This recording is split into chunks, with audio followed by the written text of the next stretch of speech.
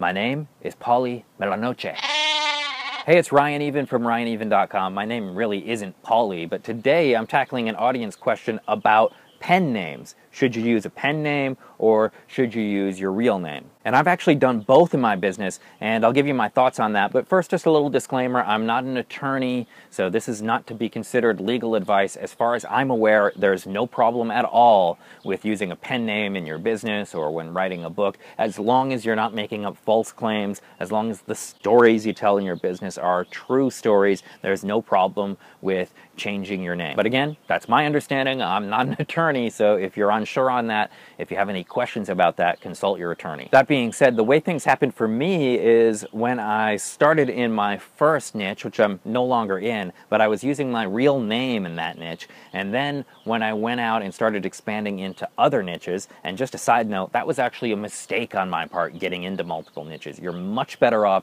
sticking to one niche and really digging deep into that niche rather than trying to hop into a bunch of different niches. So just a little side note there, but I'm just telling you about my journey as far as pen names versus real names. So the second niche that I started, I used a pen name, and from there on out I used a different pen name in the different niches that I entered. And the reason I decided to do that is I just thought it might be a little weird if somebody, let's say I was in a golf niche using one name, and then somebody decides to Google me, and then they see I have all these other different products in all these other different niches, and it's a little confusing and just a little weird if I'm like a golf expert and then all of a sudden over here I'm a knitting expert. And those are just examples. Neither one of those are niches I'm actually in. Can you believe I'm not a knitting expert? Now, when I started transitioning into this industry, in the internet marketing industry, then I started using my real name again.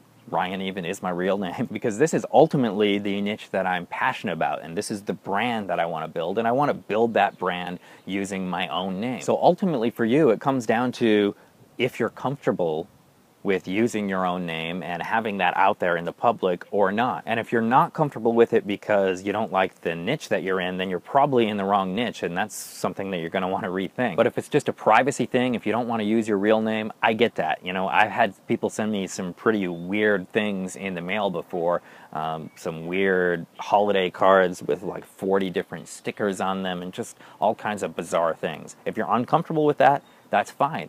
Feel free to use a pen name. So ultimately, it's your decision. My personal preference is using your real name. I think it's just a little easier to be authentic and to build a relationship and build rapport with your audience when you're actually using your real name. So one tip, if you do decide to use a pen name, I found that it's much easier if you actually use your real first name and just use a pen name for the last name. So then you still have that authenticity of being able to sign your name, your first name anyway, in your emails, and it just feels a little more natural to me when I'm at least partially using my real name. But hey, if as a kid you always wanted to be a professional wrestler and you want to be called Brutus Starr, then you could always go with Brutus Starr as well. That's not a bad name. So that's all I have for you today. Please like this video, and I think I'm going to go register BrutusStarr.com.